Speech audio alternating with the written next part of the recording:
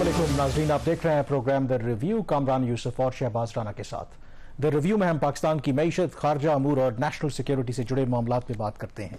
जब से निगरान हुकूमत आई है, रुपए की कदर में मुसलसल कमी देखने में आ रही है। जब तहरीके इंसाफ की हुकूमत को तहरीके अदम एतमाद के जरिए पिछले साल अप्रैल में हटाया गया था, तो उसके बाद जब PDM की हुकूमत आई तो डॉलर ने रुपए के मुकाबले में पहली दफ़ा हमने देखा कि डबल सेंचुरी मुकम्मल की। और अब जब निगरान हुकूमत बरसरे इक़्तिदार है तो माशाल्लाह से पाकिस्तान में अगर डॉलर के मुकाबले में रुपए की कदर देखें तो ट्रिपल सेंचुरी मुकम्मल कर रही है। ये बावजूद उसके कि हमने IMF के साथ स्टैंड बाय एग्रीमेंट भी किया, हमारे दोस्तों ने हमें पैसे भी दिए, लेकिन उसके बावजूद जो रुपए की कदर है किसी एक जगह पर थमने का नाम नहीं ले रही। शहबाज, क्या बुनियादी तौर पर वजूहात हैं? दो के लोगों का यही ख्याल था कि स्टैंड बाय एग्रीमेंट हो जाएगा तो शायद टू सर्टन एक्सटेंट एक स्टेबिलिटी जो है वो आनी चाहिए, और जाहिर है कि एक्सचेंज रेट के अंदर फ्लक्चुएशन कोई इतना बड़ा मसला नहीं है, बाकी दुनिया में भी आती है, लेकिन पाकिस्तान का ये मसला है कि इतनी जो इरेटिक फ्लक्चुएशन है ये तो बिल्कुल भी आपकी मईशत के लिए तबाही है। तो आखिर क्या रीज़न है कि बेशक वो PDM की हुकूमत हो, उससे पहले तहरीक इंसाफ की थी, अब ये निगरान सेटअप भी आ गया है, लेकिन उसके बावजूद चीज़ें जो है वो कंट्रोल नहीं हो रही?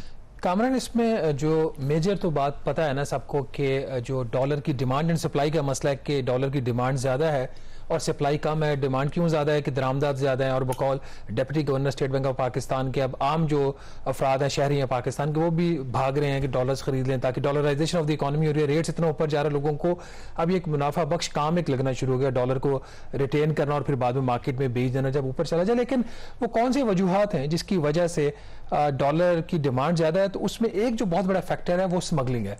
स्मगलिंग की जो है ना डॉलर की, वो क्यों हो रही है और किन वजूहात की वजह से हो रही है, उसके ऊपर इतना फोकस नहीं है। हम कोशिश करेंगे कि 10-12 मिनट में इस चीज़ को थोड़ा सा एक्सप्लेन कर पाएँ। देखिए, स्मगलिंग जो है ना ओवरऑल वो पाकिस्तान की जो इकॉनमी है उसको कैंसर की तरह खा रही है, जिसमें पहले तो आपकी सिर्फ इकॉनमी थी, आपका जो मैन्युफैक्चरिंग सेक्टर था वो इससे अफेक्ट हो रहा था। जो चीज़ें यहाँ पे बन रही थी उनकी जगह पे बाकी चीज़ें स्मगल हो रही थी, उसे ना सिर्फ ड्यूटीज और टैक्सेस बचाए जा रहे थे, बल्कि एक आपको जो जॉब्स की क्रिएशन की जो अपॉर्चुनिटीज़ होती थी वो भी कम होना शुरू हो गई थी। अब इसका जो इम्पैक्ट है वो डॉलर की स्मगलिंग की वजह से अब लोगों की आम जिंदगियों पे इस तरीके से भी आना शुरू हो गया है कि ओपन मार्केट में जो डॉलर की कीमत है वो कंट्रोल में नहीं आती, वक्ती तौर पर वो स्टेबल होता है फिर ऊपर चला जाता है। मैंने आज कोशिश इस चीज़ की है कि पता चला जाए कि स्मगलिंग क्यों हो रही है और क्या पाकिस्तान की। उससे पहले अगर मुझे आप एक इजाजत दें कि ये जो अभी जब से निगरान हुकूमत आई है रुपए की कदर में मुसलसल कमी हो रही है, क्या primarily it is because of smuggling, या फिर आपको पता है कि IMF की आपको पता है कंडीशन थी कि आप रिस्ट्रिक्शंस जो हैं वो लिफ्ट करें और एक्चुअल जो मार्केट डिटरमिन रेट है उसको वो सतह पे आने दें?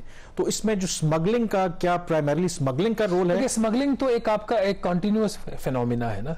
जो एक नया फैक्टर, इस वक्त दो फैक्टर ऐड हुए हैं। एक तो इसका जो है जो IMF का प्रोग्राम है कि उसमें यह है कि ओपन मार्केट में और इंटर बैंक में जो फर्क है दोनों की कीमतों में डॉलर का, वो 1.25% से ज्यादा नहीं होना चाहिए। आज अगर इंटर बैंक की मार्केट आपकी 301 रुपया है तो ओपन में 317 है। इसका मतलब है कुछ 6% का गैप है, ये 6% का नहीं होना चाहिए, ये 5-5.5%, ये जो एग्रीमेंट है 5% उससे ये ज्यादा है, तो इसको कम होना है। अब मसला ये है कि स्मगलिंग की वजह से आपका जो ओपन मार्केट का रेट है वो काबू में नहीं आ रहा। ठीक है, अगर सिर्फ आप इस वक्त मैकेनिज्म समझ लें कि स्मगलिंग कंट्रोल करने की जिम्मेदारी किसकी है। कहा यह जाता है आमतौर पर, लोगों का यह ख्याल है कि सिर्फ पाकिस्तान कस्टम्स इसकी जिम्मेदार है, ऐसा नहीं है। जो कस्टम का कानून है उसके तहत जो पाकिस्तान कस्टम्स है वो अपना जो इख्तियार है स्मगलिंग की कोऑर्डिनेशन का और स्मगलिंग पे काबू पाने का, उसने लॉ इन्फोर्समेंट एजेंसीज को दिया हुआ है। रूल्स ऑफ बिजनेस में ये जो सब्जेक्ट है ये वजारत दाखिला का है, रेवेन्यू डिवीजन का नहीं है, फाइनेंस डिवीजन का नहीं है, स्टेट बैंक ऑफ पाकिस्तान का नहीं है। ये एक बहुत बड़ी कंफ्यूजन है, यहाँ पे एक एनॉमली भी पाई जाती है। अब जो पाकिस्तान की इस वक्त जो मरवजा आपका जितने भी ये जो नेटवर्क है इनका सिस्टम्स हैं, उसके तहत जो बॉर्डर एरियाज हैं, अगर तो आम अशिया की स्मगलिंग हो रही है उसके कंट्रोल के लिए जो आपकी लॉ इन्फोर्समेंट एजेंसीज हैं, जिसमें कोस्ट गार्ड भी हो सकती है, FC भी हो सकती है, आपकी मैरीटाइम सिक्योरिटी की भी एजेंसीज हो सकती हैं। जो बॉर्डर एरिया है 50 किलोमीटर तक वो उनकी हदूद है, वहां पे अगर स्मगलिंग हो रही है तो उस पर काबू करना, क्रैकडाउन करना लॉ इन्फोर्समेंट एजेंसीज का काम है, पाकिस्तान कस्टम्स का नहीं है। अगर ये एसेंशियल अशिया की जो है स्मगलिंग हो रही है तो उनकी जो ज्यूरिसडिक्शन है वो 50 किलोमीटर तक नहीं है, फिर पूरा जिला उनकी ज्यूरिसडिक्शन है। वो 200 किलोमीटर का भी हो सकता है, 300 का भी हो सकता है, 50 का भी हो सकता है। तो अगर स्मगलिंग हो रही है, इसका मतलब है कि पाकिस्तान की जो रियासती इदारे हैं, जो लॉ इन्फोर्समेंट एजेंसीज हैं, उनका एक बहुत बड़ा रोल। अब किधर से जो सबसे बड़ा जो डॉलर जा किधर रहा है, 2-3 फैक्टर्स है अदर देन जो नॉन फैक्टर्स हैं। एक तो कहा यह जा रहा है कि चूंकि अफगानिस्तान में प्रॉब्लम है, उनके ऊपर, उनकी बैंकिंग सेक्टर के ऊपर रिस्ट्रिक्शन है, तो एक बहुत बड़ी सप्लाई जो डॉलर की है वो पाकिस्तान से अभी भी जा रही है। वो कैसे जा रही है, किसने आंखें बंद की हुई है, ये हुकूमत का काम है पता चलाना। दूसरा एक जो फैक्टर है वो अफगान ट्रांजिट ट्रेड का है। अफगानिस्तान एक लैंड लॉक कंट्री है, उनकी जो इंपोर्ट्स हैं वो कराची पोर्ट से और बाकी जगह से पाकिस्तान में आती हैं और वहां से फिर ट्रांजिट होती हैं, पाकिस्तान से और अफगानिस्तान पहुंचती है।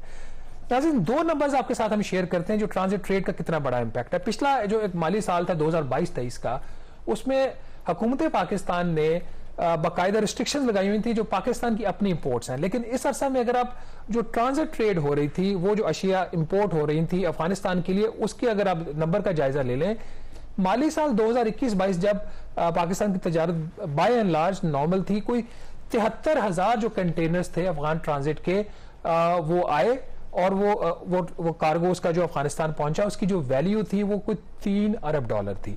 अब पाकिस्तान ने पाबंदियां लगाई अपनी तजारत के ऊपर क्योंकि हमारे पास डॉलर्स की शॉर्टेज थी, तो ये जो नंबर 73,000 कंटेनर्स का था ये बढ़कर हो गया 1,24,000 कंटेनर्स एक साल के अंदर।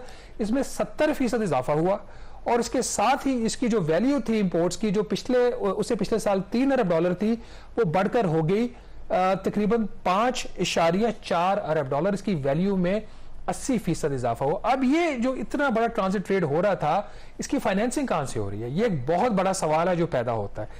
कहा यह जा रहा है कि बहुत सारी जो फाइनेंसिंग है अफगान ट्रांजिट ट्रेड की, वो दुबई में उसकी सेटलमेंट होती है।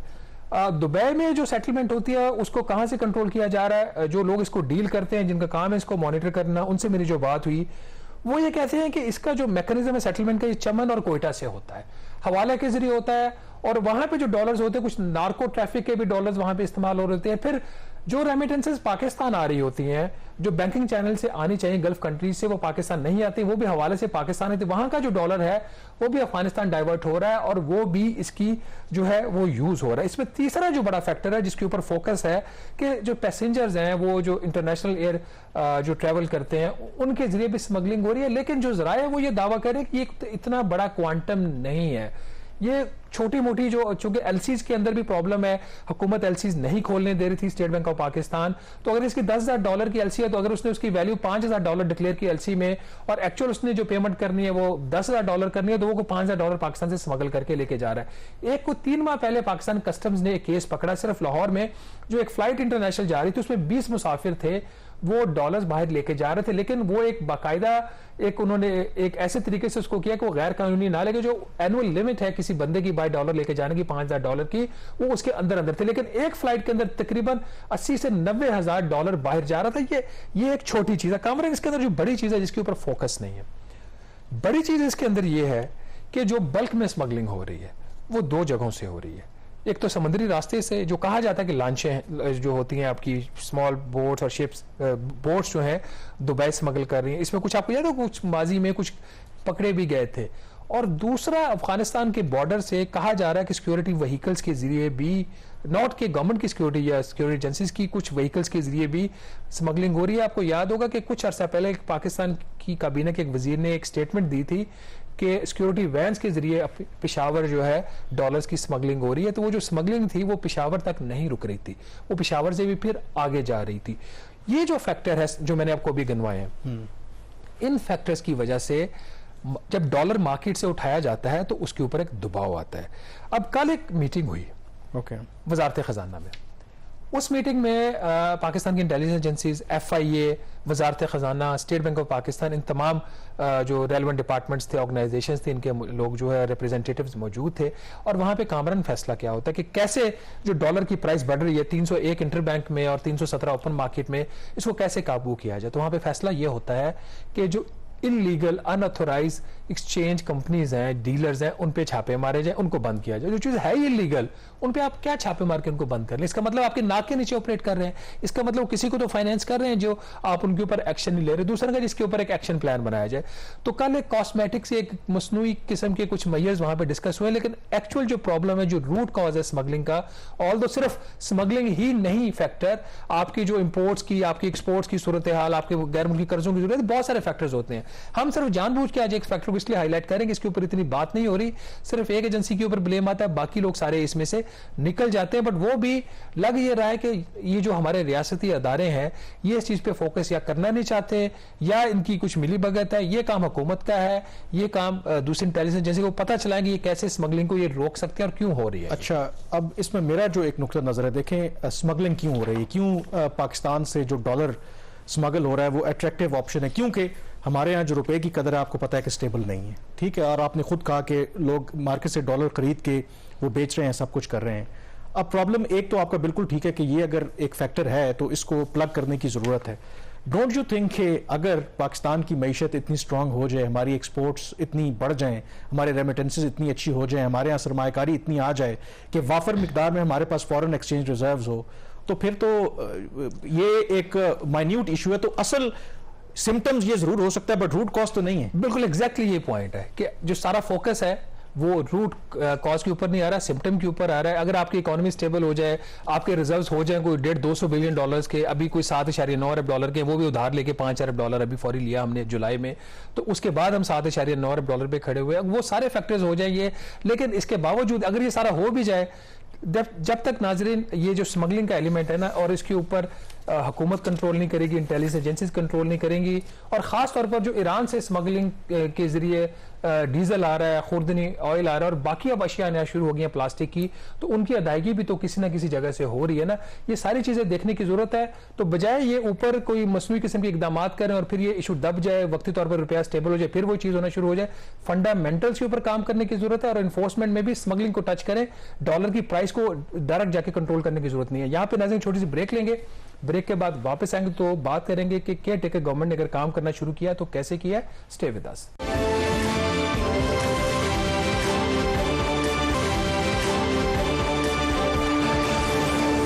ब्रेक के बाद एक दफ़ा फिर आपको खुशामदीद कहते हैं। निगरान हुकूमत का बुनियादी काम तो मुल्क के अंदर आम इंतखाबात की सुपरविजन करना है और ट्रांसफर ऑफ पावर को यकीनी बनाना है, लेकिन ये जो निगरान हुकूमत है, पहले भी हम तस्करा कर चुके हैं कि ये माजी की निगरान हुकूमतों की तरह नहीं है। इनके पास शायद माजी की हुकूमतों के बरक्स ज़्यादा इख्तियारात हैं। और आपकी आज भी एक स्टोरी छपी है, बाकी चीज़ें तो हमें ये ऑलरेडी पब्लिक नॉलेज में है कि एग्जिस्टिंग जो इकोनॉमिक प्रोजेक्ट्स हैं उन पर भी ये फैसले कर सकते हैं।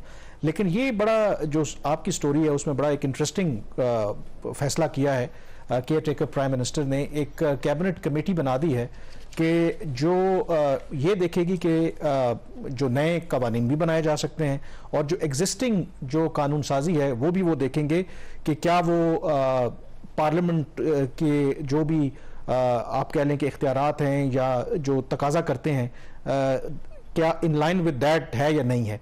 अब ये बड़ी अजीब बात है, केयर टेकर गवर्नमेंट इस वक्त कौमी असेंबली नहीं है, तो ये कैसे कानून साजी कर सकती है और कैसे जो एग्जिस्टिंग लॉज हैं उनको बेहतर कर सकती है। देखिए ये बड़ी एक अनसर्टन एक सिचुएशन बनी हुई है और इस तरह की जब हुकूमत निगरान हुकूमत निगरान वज़ीर-ए-आज़म इक़दाम करेंगे तो अनसर्टेनिटी और बढ़ती है और जब अनसर्टेनिटी बढ़ती है तो स्पेकुलेटर फिर हर तरह का काम करता है, जिसमें अभी हम स्मगलिंग की भी बात कर रहे थे और डॉलर की प्राइस की भी, वो सारी चीज़ें से अफेक्ट होती है। इसलिए हम इस चीज़ को आज हाईलाइट कर रहे हैं। अब जो इलेक्शन कमीशन का जो एक्ट है, इलेक्शन एक्ट 2017, उसमें जो सेक्शन 230 है जिसमें अभी तरमीम भी की गई है और बाकी जो रेलेवेंट सेक्शंस हैं उसके तहत तो जो निगरान हुकूमत है उसका काम डे टू डे बिजनेस को चलाना है। और अलॉन्ग विद दैट जो अभी नई अमेंडमेंट आई है वो ये है कि जो इकोनॉमी से रिलेटेड मैटर्स होंगे, जो ऑन गोइंग होंगे, जो पहले से चल रहे होंगे, उसके ऊपर जो नीडेड स्टेप्स हैं वो उठाएंगे और उससे ज्यादा काम नहीं करेंगे। लेकिन ये जो नोटिफिकेशन कल निकाला काबीना डिवीजन ने, ये मेरे लिए बड़ा हैरान कुन था कि वज़ीर-ए-आज़म साहब ने मंजूरी दी है cabinet committee for disposal of legislative cases CCLC। ये एक नॉर्मल गवर्नमेंट का जो एक आईनी एक आपकी एक नेशनल असेंबली होती है उसके तहत वहां पे जो वज़ीर-ए-आज़म मुंतखब होते हैं और उनकी जो काबीना होती है ये उनके काम है। केयर टेकर्स यहाँ पे आ गए हैं, जिसकी कमेटी की जो चेयरमैन होंगे वो लॉ मिनिस्टर होंगे, बाकी भी 2-3 इसमें फेडरल मिनिस्टर्स इसके मेंबर्स हैं, स्पेशल जो इनवाइटीज हैं उसमें अटॉर्नी जनरल फॉर पाकिस्तान होंगे, cabinet secretary, secretary law, additional secretary. But Kamran, इसका जो टर्म्स ऑफ रेफरेंस है, इसका मैंडेट जो है वो बड़ा इंटरेस्टिंग है। उसमें 2-3 चीजें अगर हम हाईलाइट कर दें, इसके अलावा एक दो और कमेटीज भी बनाई है प्राइम मिनिस्टर, उसकी भी बात करते हैं कि ये एग्जामिन करेगी फ्रेश लेजिस्लेशन को, और उसमें तरमीम जो है जो एग्जिस्टिंग लॉ उनमें प्रपोज कर सकते हैं, नई कानून साजी ये प्रपोज कर सकती है। और एक जो चीज इसके अंदर मुझे बड़ी हैरानकुन लगी, और जिसने ये नोटिफिकेशन ड्राफ्ट किया है उसने शायद सोचा नहीं होगा कभी पार्लियामेंट भी होती होगी पाकिस्तान में और उसका मैंडेट क्या होगा। हमें तो ये बताया जाता है ना कि पार्लियामेंट जो बड़ी सुप्रीम है। यहाँ पे ये लिखा हुआ है कि ये जो टर्म्स ऑफ रेफरेंस है उसके मुताबिक ये जो कमेटी है to examine whether a fresh legislation और amendments in the existing laws are in line with the constitutional scheme, यहां तक तो ठीक है। Not in violation of any existing law, यहां तक भी ठीक है। वैसे तो ये इनका काम भी नहीं है, ये भी ठीक नहीं है। चलें, जो अगर ये थोड़ा सा अपने मैंडेट से एक्सीड कर रहे हैं, अगली बात ये कर रहे हैं and falls within the mandate of the parliament. अब एक कानून साजी अपने करनी है, तो वो कानून साजी जो है वो पार्लियामेंट के अलावा भी कोई करता है? कहीं और भी कभी सुना आपने कहीं और भी कानून बनता? और एक निगरान काबीना के निगरान वजीर जो है वो उसके लॉ जो है उनके लॉ मिनिस्टर वो ये डिसाइड करेंगे, और उनके जो मेंबर्स है कमेटी के, कि पार्लियामेंट के डोमेन में क्या फॉल करता है और क्या फॉल नहीं करता। और मुझे तो ये समझ नहीं आ रही कि इसके पीछे थिंकिंग क्या है। कि देखें, हमारे यहाँ कहा जाता है ना कि पार्लियामेंट जो है वो सॉवरन है, और मुंतखब वहाँ पे नुमाइंदे होते हैं, उन्होंने फैसला करना है कि कौन सी लेजिस्लेशन करनी है। इवन के पाकिस्तान में ये डिबेट भी होती रही कि ये सुप्रीम कोर्ट ने कई जो पार्लियामेंट की पास करदा कवानीन थे उनको कलअदम भी करार दिया, तो ये भी तनकीद होती रही कि ये सुप्रीम कोर्ट का काम नहीं है। तो आपको क्या गवर्नमेंट से आपने कोई रिएक्शन लिया कि इसकी मंतक क्या है? क्योंकि अपेरेंटली तो जैसे कौमी असम्बली इस वक्त है नहीं, अगर कोई समझते हैं कि नया कानून लाना चाहते हैं तो कैसे लाएंगे? देखिए, उसकी एक ही सूरत लगती है, ये ऑर्डिनेंस ला सकते हैं। और ऑर्डिनेंस की जो मैक्सिमम लाइफ होती है वो 8 माह होती है, 120 दिन प्लस 120 दिन। लेकिन जो अगले 120 दिन है उसकी कौमी असम्बली उसको एक्सटेंड करती है, हुकूमत खुद नहीं कर सकती। तो एट बेस्ट पर्पस क्या है? मतलब आपको ये कुछ उन्होंने जो जस्टिफाई करने की कोशिश की, जिन लोगों से मेरी बात हुई कि जो रूल्स हैं उसमें अमेंडमेंट कर सकते हैं, या अगली जो पार्लियामेंट आएगी, अगली हुकूमत आएगी, उनके लिए कुछ ये काम तैयार करेंगे। क्यों कर सकते हैं? क्या इतने वेले हैं? नहीं, वेले की बात नहीं है, ये तो आईनी तौर पर उनकी जिम्मेदारी नहीं बनती। अगर पाकिस्तान में जब इंतखाबात होंगे, जो फ्रेश मैंडेट लेके आएगा, वो अपने इलेक्टेड गवर्नमेंट भी हो और उसके काम को वो अनडू करना चाहे तो फ्रेश मैंडेट के साथ आते हैं, वो कर सकते हैं। तो निगरान हुकूमत कौन होती है? मेरा ख्याल है कि इसको जो पॉलिटिकल पार्टीज अगर वो अभी भी थोड़ी बहुत उनमें जमहूरियत बची है तो इस चीज को उनको सीरियस लेना चाहिए। और दूसरी चीज इसके अंदर एक और भी इसका जो मैंडेट है वो ये है कि जो स्पॉन्सरिंग एजेंसी है, फॉर एग्जांपल यहाँ पे फाइनेंस डिवीजन की एग्जांपल ले लेते हैं। फाइनेंस डिवीजन अगर कोई लॉ प्रपोज करता है, कोई ड्राफ्ट लॉ, और जो सीसीएलसी है उसे डिफर करती है, उस पर अमेंडमेंट करती है, और फाइनेंस डिवीजन उसे एग्री नहीं करती, तो मामला जाएगा वफाकी काबीना में उस पर फैसला करने। ये कर क्या रहे हैं? ये मुल्क मतलब ऐसे चलाते हैं, ऐसे केयर टेकर्स आते हैं। ये एक अजीब ही एक इन्होंने तमाशा बना दिया। दो और कमेटियां भी वेरी क्विकली। एक तो जो इंपॉर्टेंट कमेटी बनी, cabinet committee on Chinese investment projects, ये भी काबीना की ही कमेटी है। पहले होती थी कैबिनेट कमेटी ऑन सीपैक, अब ये इन्होंने उसका जो इसका दायरा कार उसको वसी कर दिया है, और इस तरीके से कि जो नॉन सीपैक प्रोजेक्ट्स हैं वो भी इसकी डोमेन में आ गए। इसमें शायद इसकी जरूरत थी इस कमेटी की, क्योंकि इसमें इसके अंदर जो कामरान एक इंपॉर्टेंट चीज ये है कि जो सिक्योरिटी है चाइनीज नेशनल्स की, उसको बीफ अप करने के लिए जो चीजें चाहिए होंगी उसको ये रिव्यू करेंगे और रिकमेंड करेंगे। तो विद दैट ये एक समझ आती है, और ये एक बहुत बड़ा एक चाइनीज का कंसर्न भी है। और दूसरा ये एनेबलिंग जो एनवायरमेंट है वो क्रिएट करेंगे चाइनीज इन्वेस्टमेंट की, और जो एग्जिस्टिंग चाइनीज प्रोजेक्ट्स हैं उसके हवाले से भी अगर नाज़रीन कोई रुकावटें हैं तो उसको दूर करेंगे। इससे मिलती जुलती एक और कमेटी बनाई है, कैबिनेट कमेटी ऑन एनर्जी। ये भी एक अहम कमेटी है, काबीना की है, और इसके अंदर भी एनर्जी के जो प्रोजेक्ट्स पाकिस्तान में इस वक्त चल रहे हैं उनमें अगर कोई रुकावटें हैं वो उसको दूर करेंगे, और कुछ ऐसी चीजें जो हुकूमत की पॉलिसीज के अगेंस्ट है उसको अमेंड करने की बात करेंगे। हुकूमत की कौन सी पॉलिसी है? मुझे तो नहीं समझ आती कि केयर टेकर हुकूमत की भी कोई पॉलिसी होती है लॉन्ग टर्म। बहरहाल अगर ये केयर टेकर हुकूमत अपने मैंडेट से, वो जो मैंडेट जो आइन में दिया हुआ है और उसको फिर सब्सिक्वेंटली जो कानून के तहत उसकी एक्सप्लेनेशन आती हैं और फिर रेगुलेशन और रूल्स बनते हैं, अगर उससे बाहर निकल के खेलेंगे तो फिर माजी में भी कामरान जब इस तरह के गैर आइनी या गैर कानूनी काम हुए तो अदालतों में चैलेंज हुए फिर, और बहुत सारे लोग उस वक्त हुक्मरान थे उनको बाद में काफी ज्यादा जो मसाइल है उनका सामना भी करना पड़ा और कुछ तो शायद मुल्क छोड़ के भी चले। बिल्कुल, मैं इस पे यही कहूंगा कि केयर टेकर का काम है, जो उनको इख्तियार है दिया गया है बस उसी को सामने रखते हुए इलेक्शंस करवाएं और इक़्तिदार जो है पाकिस्तान के मुंतखब नुमाइंदों को दें और फिर वो जो करना चाहें बेशक करें और बाकी इनको कुछ करने की ज़रूरत नहीं है। यहाँ पे ब्रेक लेंगे, ब्रेक के बाद कुछ तज़किरा करेंगे फॉरेन पॉलिसीज़ के इशू का। जी, ब्रेक के बाद एक दफ़ा फिर आपको खुशामदीद कहते हैं। इस हफ्ते साउथ अफ्रीका के शहर जोहानिसबर्ग में 3 रोज़ा ब्रिक्स का सरबराही इजलास हुआ। ब्रिक्स क्या है? ब्रिक्स ये 5 ममालिक पर मुश्तमिल एक ब्लॉक है जिसमें ब्राज़ील है, रूस है, इंडिया है, चाइना है और साउथ अफ्रीका है। पहली दफ़ा ब्रिक की जो टर्म है वो कॉइन की थी गोल्डमैन सैक्स के एक इकोनॉमिस्ट थे, उन्होंने इसकी टर्म कॉइन की थी और उन्होंने रिफ्लेक्ट किया था कि ये जो इमर्जिंग इकोनॉमीज है दुनिया में, और फिर इसलिए हुआ क्योंकि उसमें साउथ अफ्रीका शामिल हो गया। 2009 में ये जो ग्रुप आप कह लें कि एक इनफॉर्मल ग्रुप था, मार्ज़े वजूद में आया, लेकिन देखते ही देखते ये ग्रुप इसलिए अहमियत इख्तियार कर गया क्योंकि खास करके चीन और रूस जो हैं वो इस ग्रुप के तवस्सुत से ये कोशिश कर रहे हैं कि दुनिया को एक मुतबादिल निज़ाम देख सकें, क्योंकि वो ये समझते हैं और बहुत से मुल्कों का ये गिला भी है कि इस वक्त जो अमेरिकन लेड सिस्टम है, ग्लोबल फाइनेंशियल सिस्टम हो या यूएन सिक्योरिटी काउंसिल का निज़ाम हो, IMF, वर्ल्ड बैंक हो, शायद वो तरक्की पजीर और गरीब ममालिक के साथ उस तरह से इंसाफ नहीं करता। तो शहबाज इस वजह से इस दफ़ा जो खास करके ये जो समिट हुआ ब्रिक्स का, अनलाइक जो प्रीवियस समिट्स हैं, इसने काफ़ी अटेंशन अट्रैक्ट की वर्ल्ड ओवर, पर्टिकुलरली इवन के मगरिब के अंदर और अमेरिका के अंदर भी, क्योंकि जो कुछ इकदामात आहिस्ता आहिस्ता अब लेने की ये कोशिश कर रहा है ये फोरम। तो लगता ये है कि पहले शायद अगर किसी का ख्याल था कि ये चैलेंज करने जा रहे हैं अमेरिका की या मगरिब की हेजेमनी को, लगता ये है कि things are heading towards that direction, और वो उसका जिक्र भी करेंगे। इसमें जो अहम फैसला लिया गया है, क्योंकि जब से ये 2009 से ये बना था फोरम, 5 ही इसके मेंबर थे और इस पे डिस्कशन हो रही थी कि बहुत से और ममालिक इसमें शामिल होना चाहते हैं। कम से कम 40 ऐसे ममालिक हैं जिन्होंने अपना इंटरेस्ट शो किया कि वो इसमें शामिल हों।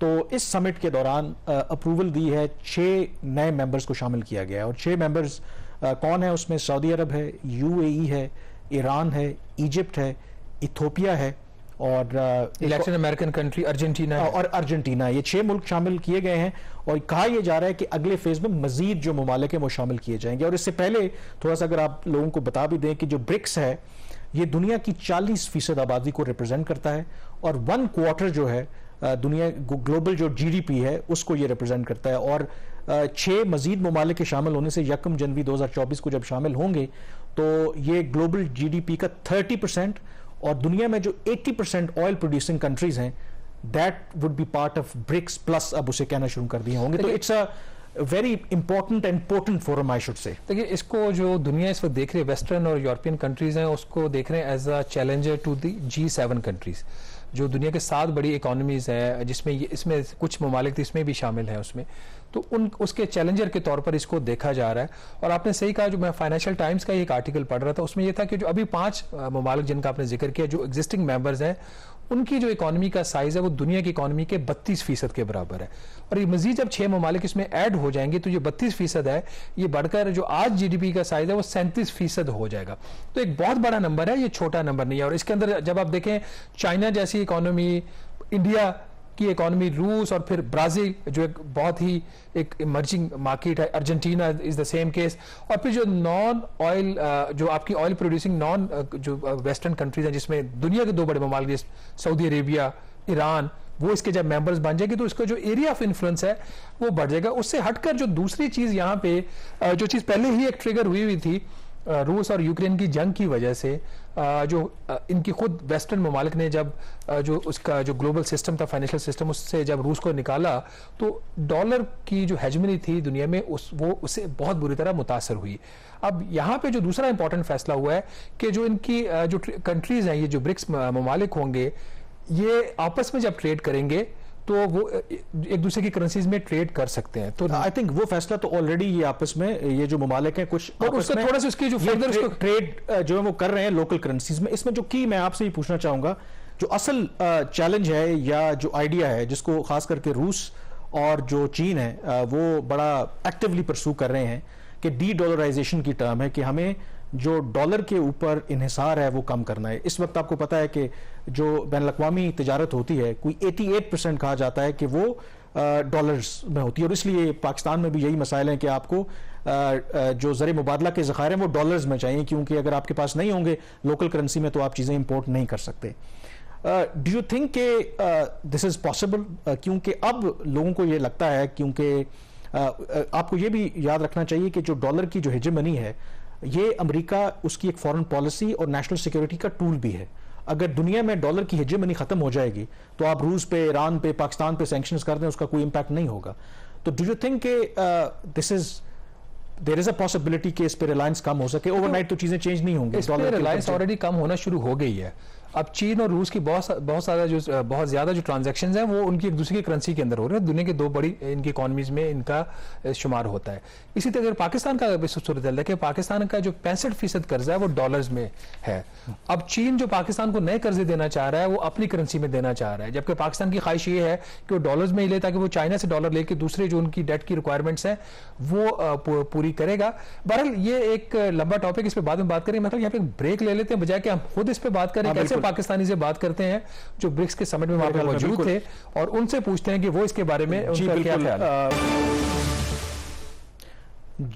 जी, ब्रेक के बाद एक दफा फिर आपको खुश आमदीद कहते हैं। हमें ज्वाइन किया है सेनेटर मुशाहिद हुसैन सैयद साहब ने, और मुशाहिद साहब पाकिस्तान वो पहले पाकिस्तानी हैं जिन्होंने ब्रिक्स के किसी सेमिनार में शिरकत की है, और जोहानिसबर्ग में, जैसे ब्रेक से पहले हम जिक्र कर रहे थे, 3 रोज़ा सरबराही इजलास हुआ इस हफ्ते और काफ़ी सिग्निफिकेंट था। तो बहुत शुक्रिया, हमें ज्वाइन किया अभी मुशाहिद साहब ने। तो सबसे पहले तो ये बताएं कि सर ये कैसे मुमकिन हुआ कि बतौर पाकिस्तानी आपने ब्रिक्स का एक सेमिनार अटेंड किया? क्योंकि मुझे अच्छी तरह से याद है पिछले साल जून में जब चीन ने ब्रिक्स के इजलास की नुमाइंदगी की तो पाकिस्तान को दावत दी गई थी, लेकिन हमारा जो पड़ोसी मुल्क भारत है उसने उसे वीटो कर दिया था। तो आपकी शिरकत फिर कैसे मुमकिन हुई ऐसी सिचुएशन में? अस्सलाम वालेकुम जी, और आपके व्यूअर्स को बड़ा अस्सलाम वालेकुम। और बल्कि मैं समझता हूँ कि बड़ा अच्छा हौसला अफजा दौरा था मेरा साउथ अफ्रीका का, और ये जो है ये ऑफिशियल ब्रिक्स का सेमिनार था जो साइडलाइंस में होता है हर समिट से पहले, जिसमें वो सरकारी तौर पर होस्ट ममालिक और दूसरे ममालिक शिरकत करते हैं और दावत देते हैं। और इसका नाम था ब्रिक्स सेमिनार ऑन गवर्नेंस, और उसका जिक्र भी जो मेजर लीडर्स थे जैसे सदर शी जिनपिंग उन्होंने जिक्र भी किया इस कॉन्फ्रेंस का। और I was one of the key note speakers, और पहली दफा तारीख में हुआ है कि पाकिस्तान को किसी को ऑफिशियली इनवाइट किया गया है। तो मैं समझता हूँ ये मेरे लिए सिर्फ नहीं बल्कि पाकिस्तान के लिए बड़ा एजाज है, बायसे फख्र है, and I am humbled and honoured.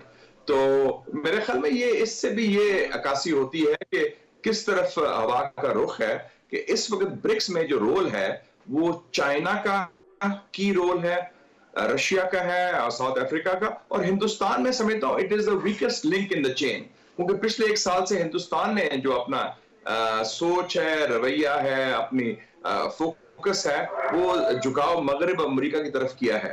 तो इस हवाले से मैं समझता हूँ कि जो वीटो पावर एक जमाने में जैसे आपने जिक्र भी किया हिंदुस्तान का था वो अब नहीं रहा। तो इसलिए हमें भी जो नए हकायक को देख के हमारे खारजा पॉलिसी अमूर के जो लोग हैं उनको देखना चाहिए कि इस तरफ भी रुख करें। हमारा सिर्फ रुख एक तरफ होता है, या मगरिब की तरफ, या वाशिंगटन, लंदन, ब्रसल्स, उसके बाद नहीं हम देखते। और साउथ अफ्रीका का मतलब ये है कि 55 अफ्रीकन कंट्रीज और सबसे अहम मुल्क है, और पाकिस्तान के लिए बड़ा गुडविल है। और बल्कि स्पीच में उन्होंने कहा साउथ अफ्रीका के मिनिस्टर ने कि BRICS plus Pakistan will build a new situation, a new world together. मतलब because of my presence मेरा पाकिस्तान का जिक्र हुआ in the concluding speech also. तो ये मैं सब, और चाइना के टॉप मिनिस्टर्स थे, उनके मिनिस्टर्स थे सारे।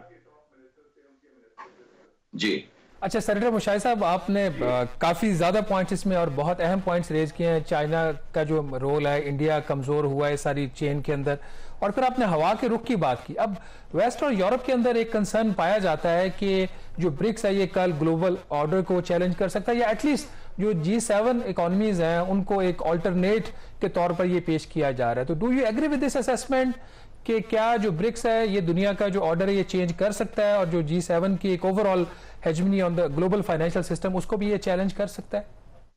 देखिए जी, एक बुनियादी फैक्ट तो वाज़ेह है कि मगरब की जो बालादस्ती थी वो उसका आहिस्ता आहिस्ता खात्मा हो रहा है।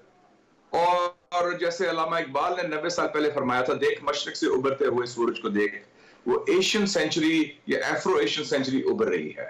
और आपको याद होगा पिछले साल सदर मैक्रोन जो हैं फ्रांस के, उन्होंने खुद कहा था कि 300 साल के मगरबी बालादस्ती का दौर खत्म हो रहा है।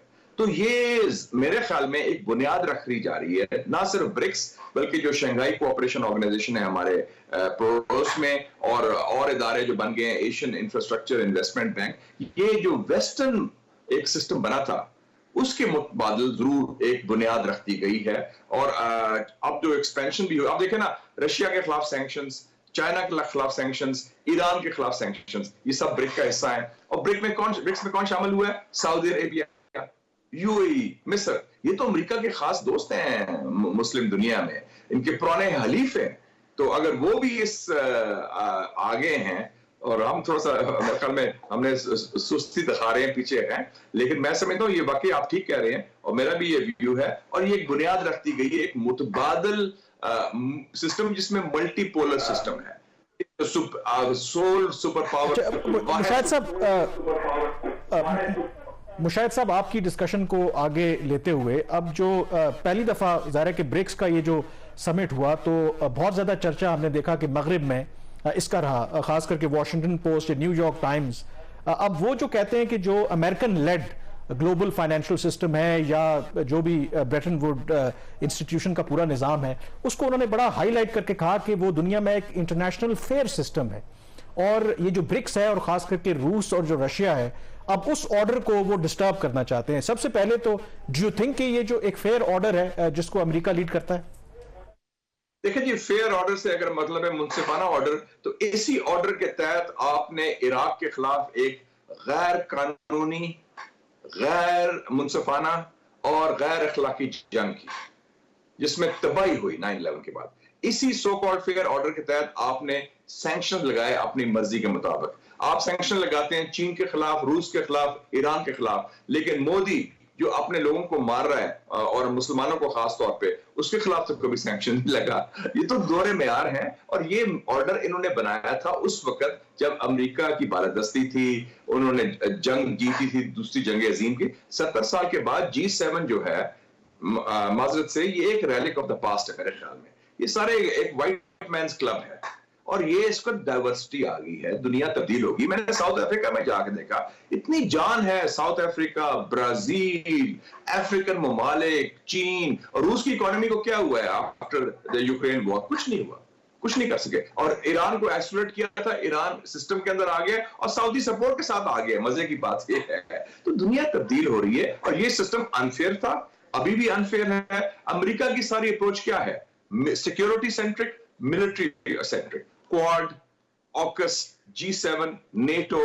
ये कैंप डेविड में भी मीटिंग की है इन्होंने, साउथ कोरिया और जापान की और अमेरिका की। किसके खिलाफ? किसी दुश्मन की तलाश के खिलाफ, किसी को काउंटर करने को। चाइना या ब्रिक्स ये बात नहीं कर रहे, वो कनेक्टिविटी की बात कर रहे हैं, वो कंटेनमेंट की बात नहीं कर रहे, वो कॉन्फ्रंटेशन की बात नहीं कर रहे, वो कॉन्फ्लिक्ट की बात नहीं कर रहे। अमेरिका तो हर वक्त जंग के लिए तैयार बैठा है, दुश्मन को तलाश में बैठा हुआ है और नए दुश्मन पैदा कर रहा है। और उन दुश्मनों को वो मुकाबला नहीं कर सका, क्योंकि वो जंगें जो लड़ी हैं उन्होंने, चाहे अफगानिस्तान हो, इराक हो, वियतनाम हो, लाओस हो, कैम्बोडिया हो, कोरिया हो, हर लैंड वॉर को वो हारे हैं, जीते नहीं है। तो ये रियलिटीज हैं, हमें फेस करना चाहिए। सेनेटर मुशाहिद साहब, ये जो नई मेंबरशिप्स उन्होंने अप्रूव की हैं, जिसमें 2 ममालिक जो हैं वो अफ्रीका से हैं, 3 ममालिक जो हैं वो मिडल ईस्ट प्लस जो ईरान है, और एक जो मुल्क है वो लैटिन अमेरिका से, ये क्या रिप्रेजेंट करते हैं और इससे मैसेजिंग क्या हुई है कि उन्होंने जो 3 इंपॉर्टेंट जो कॉन्टिनेंट्स ऑफ द वर्ल्ड हैं उनको उन्होंने टारगेट किया है? देखिए ना, अब लेट्स सी दैट, बड़ा अच्छा आपने सवाल किया। नक्शा देखें, एशिया के सबसे बड़े दो ममालिक हैं, वो ब्रिक्स के मेंबर हैं, चीन और इंडिया। लैटिन अमेरिका के दो सबसे अहम ममालिक हैं, ब्राजील, अर्जेंटीना, वो उसमें आ गए हैं।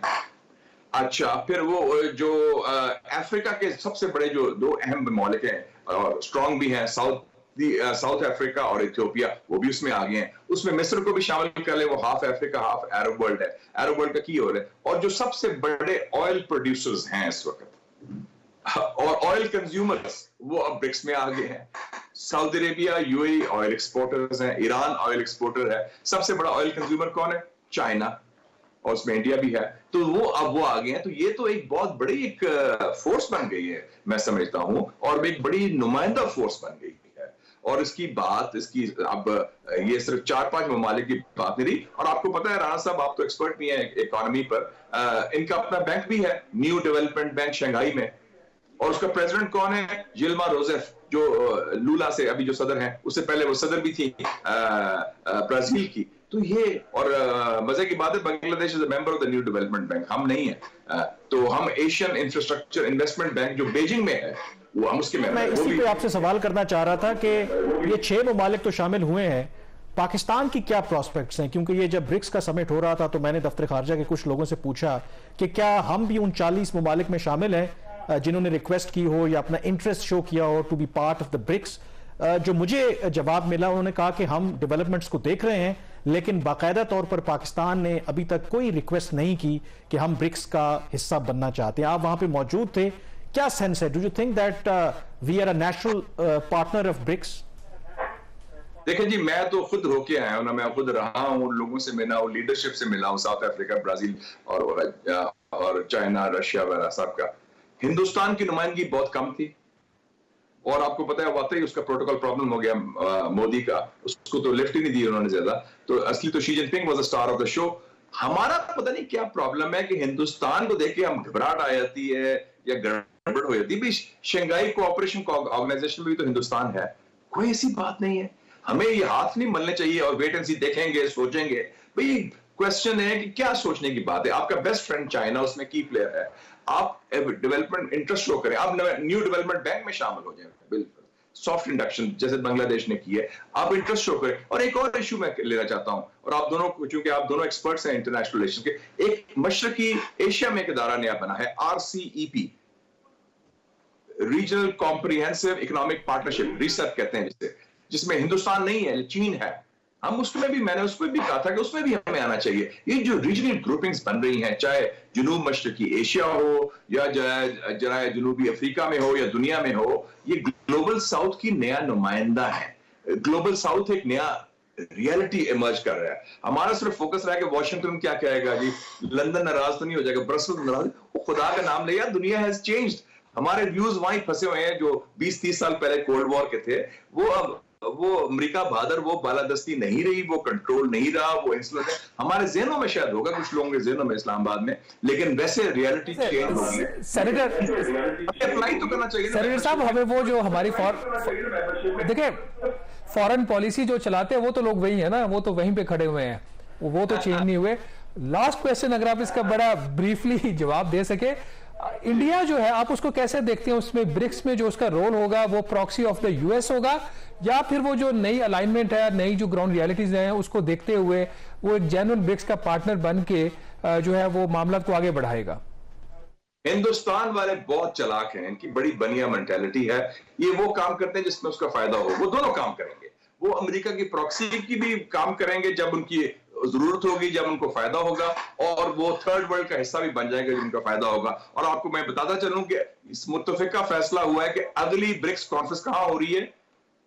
काजान, जो एक मुसलमान इलाका है रूस का, तो उन्होंने एग्री कर लिया उसके ऊपर। तो आप देख लें कि रूस, जिसको अमेरिका आइसोलेट करना चाह रहा था, वहां ब्रिक्स का अगला कॉन्फ्रेंस हो रही है जिसमें सब लोग शरीक होंगे। तो हिंदुस्तान वो देखता है जहां फायदा देखता है, तो हम भी कम से कम जहां हमारा फायदा है, हमारे मफादात हैं, हमारे मकासद पूरे होते हैं, हम उसमें शामिल तो होना, घबराए ना, खौफ से निकलें बाहर। ये खौफ का खात्मा और इमेजिनेटिव अनइमेजिनेटिव अप्रोच करें। The new reality should be there, और आगे बढ़े, इनिशिएटिव लें। ईरान ने देखें आइसोलेटेड मुल्क था, उसने डिप्लोमेसी के जरिए अपना सिक्का जमा दिया।